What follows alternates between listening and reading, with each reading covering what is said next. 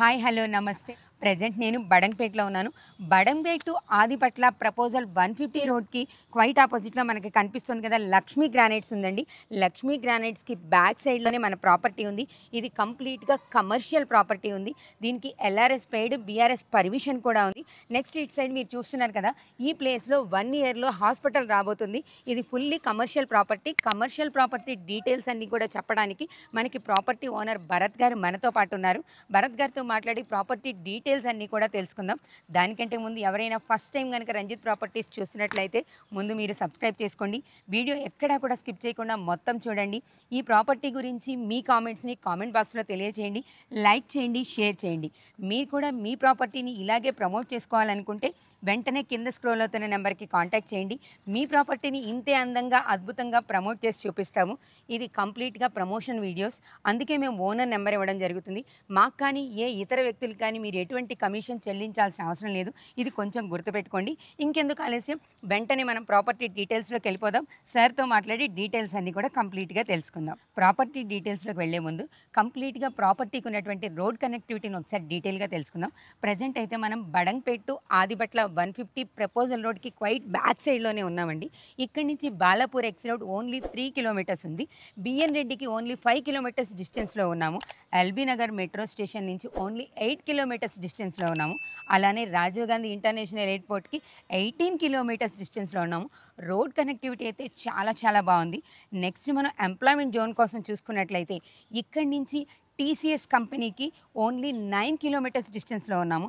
కొంగర్కలన్ pox and కెన్స్ కంపెనీస్కి 12 kilometres డిస్టెన్స్లో మంచి ఎంప్లాయ్మెంట్ జోన్ ఉంది. రోడ్ కనెక్టివిటీ కూడా చాలా బాగుంది. మనం ఇక ప్రాపర్టీ డీటెయిల్స్ కంప్లీట్గా సార్తో మాట్లాడి తెలుసుకుందాం. నమస్తే సార్. నమస్తే అండి. భరత్ గారు, మీ ప్రాపర్టీకి రోడ్ కనెక్టివిటీ అలానే ఎంప్లాయ్మెంట్ జోన్ అనేది చాలా బాగుంది. నెక్స్ట్ మా వ్యూవర్స్కి ప్రాపర్టీ డీటెయిల్స్ అంటే ఎన్ని స్క్వేర్ యార్డ్స్లో ఉందో ఒకసారి డీటెయిల్గా చెప్తారా? కంప్లీట్ చెప్తారండి. First of all Ranjit properties యాజమాన్యానికి స్పెషల్ అంజయ్య గారు మళ్ళీ రంజిత్ గారు చేస్తున్నటువంటి కృషి అమోఘం, అద్భుతం. ఈ ప్లాట్ గురించి చెప్పడానికి 10 మందికి తెలిపే విధంగా మీతోని చేద్దామనే ఉద్దేశం చెప్పారనమాట. మీరు బాగానే చెప్పారు. బడంగ్పేట గురించి కానివ్వండి, ఇక్కడ కనెక్టివిటీ గురించి కానీ బాగానే చెప్పారు. కానీ ఎవరికి తెలియని విషయాలు ఏంటి అంటే, ఇటు పక్క చూస్తే సెంట్రల్ గవర్నమెంట్ ఓకే సంస్థలు, బడంగ్పేట ఇప్పుడు మొత్తం కూడా గవర్నమెంట్ సంస్థలకు నిలయంగా మారింది. మీరు వస్తుంటేనే చూడొచ్చు, ఒక మున్సిపల్ ఆఫీస్, ఒక గ్రంథాలయం, మళ్ళీ దాని తర్వాత స్పోర్ట్స్ కాంప్లెక్స్, అలా చెప్పుకుంటూ పోతే ప్రాథమిక కేంద్రం, మళ్ళీ దాని తర్వాత పాలిటెక్నిక్ గవర్నమెంట్ కాలేజ్, ఇలా చాలా ఉన్నాయి చెప్పుకుంటూ పోతుంటే. ఓకే. కానీ మన హైదరాబాద్ నగరం రియల్ ఎస్టేట్ డమాల్, రియల్ ఎస్టేట్ పడిపోయిందనేసి రకరకాలుగా చెప్తున్నారు.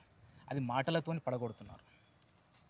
కొంతమంది వ్యక్తులు కానివ్వండి, ఏదైనా కానీ కూడా రియల్ ఎస్టేట్ అనేది అందరూ పూనుకుంటేనే, చేయుతనిస్తేనే ఆ రియల్ ఎస్టేట్ రంగాన్ని కాపాడుకుంటారు. ఒక రియల్ ఎస్టేట్ రంగం వల్ల ఒక బిల్డర్ బతుకుతాడు, బిల్డర్ వల్ల కూలీలు ఉంటారు, ఆ కూలీల వల్ల ఎన్నో సంస్థలు బతుకుతాయి అనేది నా ప్రధానంగా మీ రంజిత్ ప్రాపర్టీస్ ద్వారా ఈ యొక్క విషయాన్ని తెలియపరుస్తారనేసి మీ వ్యూవర్స్ కానివ్వండి, మిగతా వాళ్ళకు కూడా చెప్తారని ఆశిస్తున్నాను. Thank you sir. First thing and మెయిన్గా ఏంటంటే, ఈ ప్రాపర్టీ అనేది మేము అంటే రోడ్ కనెక్టివిటీ గురించి మీరు చెప్పారు. ఎగ్జాక్ట్లీ బ్యాక్ సైడ్ అండి, బడంగ్పేట్ టు ఆదిపట్ల వెళ్ళే రూట్లో, అంటే ప్రపోజల్ 150 రోడ్ బ్యాక్ సైడ్ అనమాట. సో ఇక్కడ మనకి లెఫ్ట్ సైడ్లో చూస్తే మీకు రానున్న రోజులలో ఐ అండ్ డెంటల్ హాస్పిటల్ రాబోతుంది అనమాట. ఓకే. వాళ్ళు కూడా మనతో టైఅప్లు ఉన్నారు, దీన్ని మాట్లాడుతున్నారు అనమాట. ఓకే. సో ఎన్ని స్క్వేర్ యార్డ్స్ ఉంది సార్ ఇది? 266 స్క్వేర్ యార్డ్స్ అండి. 266 స్క్వేర్ యార్డ్స్. సో మామూలుగా బిల్డర్స్ కానివ్వండి వాళ్ళు అడుగుతున్నారండి. ఇప్పుడు ఎలా ఉందంటే ప్రజెంట్ మార్కెట్ సిచ్యువేషన్, అమ్మవతే అడవి, కొనవతే కొరివి. ఇదే ప్రాపర్టీ కనుక మీరు ఎక్కడైనా కూడా నేను అమ్ముతున్నాను అని పోయాను అనుకోండి, వాళ్ళు ఇంకోలాగా చెప్తారు. ఎందుకంటే ఎక్స్పీరియన్స్తో చెప్తున్నాను నేను ఈ విషయాన్ని. సో డాక్యుమెంట్ పట్టుకొని పోయాను, ఇది అవసరానికి నా దగ్గరకు వచ్చాడు, సో ఇది రోడ్ మీరు డైరెక్ట్ ఇలా చెప్తున్నారు కదా, వాళ్ళు అమ్మనికి మనం పోయామనుకోండి ఎలా చెప్తారంటే, ఇలా సందులో పోయేసి ఇలా రావాలి, ఇలా వచ్చి ఇక్కడ రావాలి అన్నట్టు చెప్తారు. అదే డైరెక్ట్ కంటి ముందు రోడ్ కనిపిస్తుంది. ఇది ఎన్ని ఫీట్ రోడ్ సార్? ఇది 20 ఫీట్ రోడ్ అండి. ఇది ఇప్పుడు మనం చూస్తున్నది 20 ఫీట్ రోడ్. మళ్ళీ ఇక్కడ నైబర్స్ రోడ్ అండి, ఇది 20 ఫీట్ రోడ్. ఇది east north east corner bit, north east corner bit, north east corner bit 20 feet road. And మనకి 30 ఫీట్ రోడ్ వచ్చేసి జస్ట్ ఒక 30 ఫీట్ డిస్టెన్స్ లోనే ఉందన్నమాట. Connectivity main road, completely main road అనమాట. So మీకు ఇప్పుడు జస్ట్ 15 కిలోమీటర్స్ ఎయిర్పోర్ట్ అనే show, just మన టీసీఎస్ అనేది కాదు, జస్ట్ కనెక్టివిటీ రోడ్ మీకు 30 మీటర్స్ లోపలనే 30 ఉంది, meters 30 మీటర్స్ లోపలనే ఉంది అనమాట. So Okay. ముఖ్యంగా ఏంటంటే ప్రాపర్టీని ఎగ్జిబిట్ చేయడం ఒకటైతే రియల్ ఎస్టేట్ రంగాన్ని, మెయిన్గా రియల్ ఎస్టేట్ రంగాన్ని ఏంటంటే ల్యాండ్ అండ్ గోల్డ్ ఇవి ఎప్పటికీ పెరుగుతాయి, తరగయి. ఎందుకంటే మీరు అమ్మాయిలు గోల్డ్ అంటే ఇష్టం కాబట్టి నేను గోల్డ్ విషయం మాట్లాడుతున్నాను. ప్రాపర్టీ విషయానికి వచ్చేసరికి ఏంటంటే మనకి ఇమీడియట్గా డబ్బు కావాలంటే కొద్దిగా ఇబ్బంది అవుతుంది. గోల్డ్లో, ల్యాండ్లో ఎవరైనా ఇన్వెస్ట్మెంట్ చేయండి. నేను ఎందుకంటే లోకల్ ప్రొడక్ట్ డెవలప్మెంట్ ఆర్గనైజేషన్ నుంచి మాట్లాడుతున్నటువంటి విషయాన్ని ప్రతి సందర్భాలలో నేను ఈ విషయాన్ని చెప్తుంటాను అనమాట. ఓకే సో ఇన్వెస్ట్మెంట్ వైజ్గా మీరు ఆలోచించినట్టయితే ఒక కమర్షియల్ బిట్ ఆల్రెడీ ఇదంతా క్లీన్ చేయించామన్నమాట. ఓకే ఇప్పుడు కట్టచ్చు ఇక్కడ. ఇప్పుడు ఈ ఇదంతా కంప్లీట్ గా నీట్ గా నీట్గా క్లీన్ చేయించామన్నమాట. ఈ బండలు వచ్చేసి ఎవరైనా కట్టుకోవాలనుకుంటే బేస్మెంట్కి యూజ్ వస్తాయి ఈ బండలు ఇవి. ఓకే ఇక్కడ చుట్టుపక్కల కన్స్ట్రక్షన్స్ అన్నీ కూడా అలాగే జరిగాయి మాక్సిమం. అంటే ఇంతకు ముందు దీన్ని దేనికన్నా రెంట్ కి అట్లా ఇచ్చారా సార్? అవునండి, ఇది రెంటల్ ప్రాపర్టీ, కమర్షియల్ ప్రాపర్టీ అని మేము ఇప్పుడు చెప్పడానికి మెయిన్ మేము రీజన్. కట్టకపోవడానికి రీజన్ కూడా ఏంటంటే అండి, ఇప్పుడు అదే 60-70 లక్షలు పెట్టి ప్రాపర్టీ అంటే కన్స్ట్రక్షన్లో పెట్టిన దానికన్నా ఎంత వస్తుంది? మా అంటే ఇంకొక 5-6 వేలు ఎక్కువ వస్తుంది వచ్చే రెంట్ కంటే. ఒక 5-6 వేలు ఎక్కువ రెంట్ వస్తుంది. అన్నెసరిగా కన్స్ట్రక్షన్లో ఎందుకు ఇన్వెస్ట్ చేయడం ఎందుకు అనేసి శాండ్ అండ్ బ్రిక్ పైన ఇన్వెస్ట్మెంట్ చేస్తే అది డిప్రిషియేషన్ ఉంటుంది. కన్స్ట్రక్షన్ వాల్యూ డిప్రిషియేషన్ ఉంటుంది.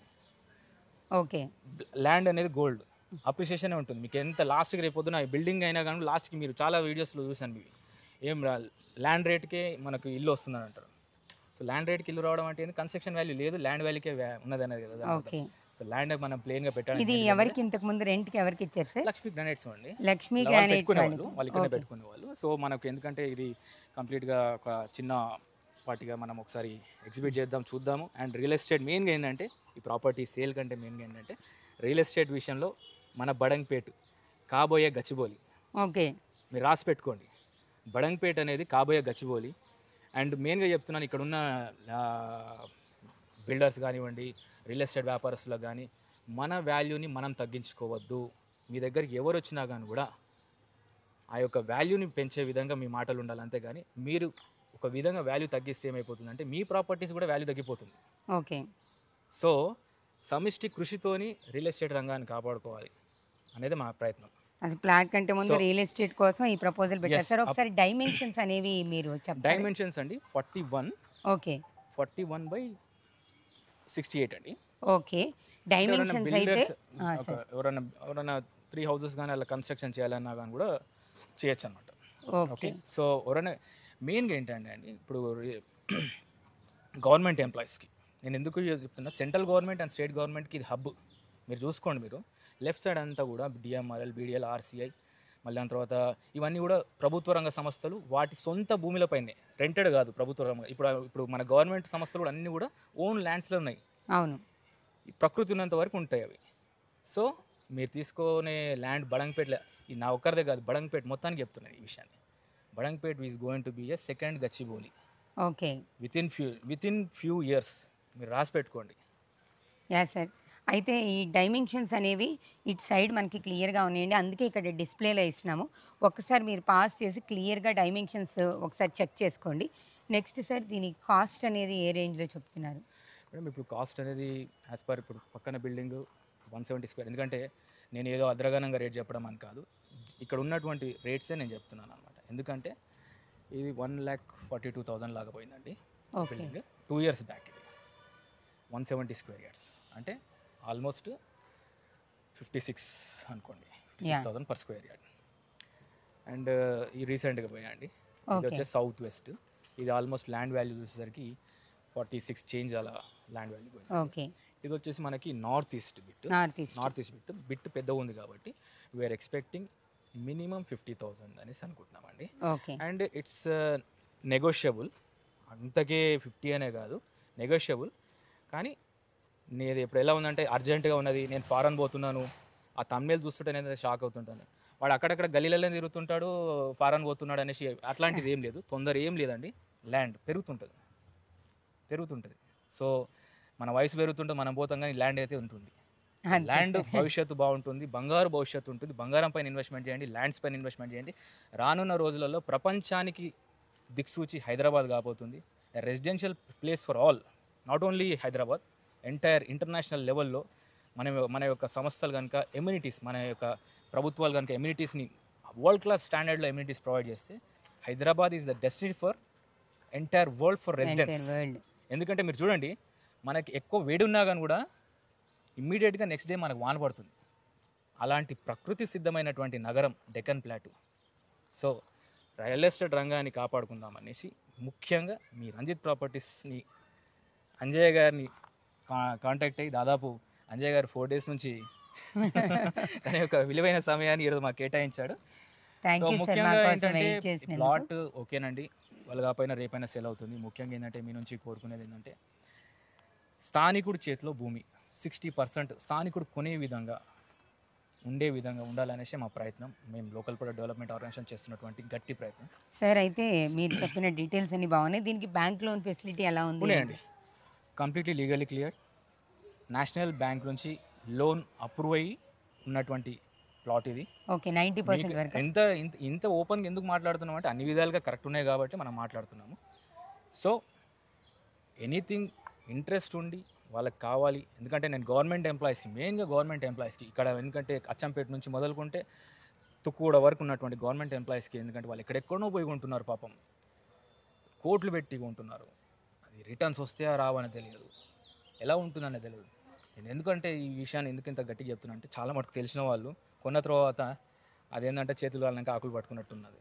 సో అలాంటిది కాకుండా ఉండాలనేసి మెయిన్గా గవర్నమెంట్ ఎంప్లాయీస్, ఇవాళ గవర్నమెంట్ ఎంప్లాయీస్ రియల్ ఎస్టేట్ రంగంలో, ఎందుకంటే ఇప్పుడు బిజినెస్ నడుస్తుంది కూడా గవర్నమెంట్ ఎంప్లాయీస్ వాళ్ళు బిజినెస్లో ఉన్నారు అండ్ వాళ్ళు ఇన్వెస్ట్మెంట్ చేసే ప్రపోజల్స్ ఉన్నాయి. ఇప్పుడు ప్రైవేట్ ఎంప్లాయీస్ అన్నా కానీ కూడా వెనక ముందు అవుతున్నారు. అని గవర్నమెంట్ ఎంప్లాయీస్కి నేను రిక్వెస్ట్ చేసేది ఏంటంటే స్టేట్ అండ్ సెంట్రల్ గవర్నమెంట్ ఎంప్లాయీస్కి, సో ఇలాంటి మంచి మంచి ప్రాపర్టీస్ కనుక మీరు హోల్డ్ చేసి పెట్టుకున్నట్టయితే ఫ్యూచర్లో మీకు మంచి రిటర్న్స్ ఉంటాయి.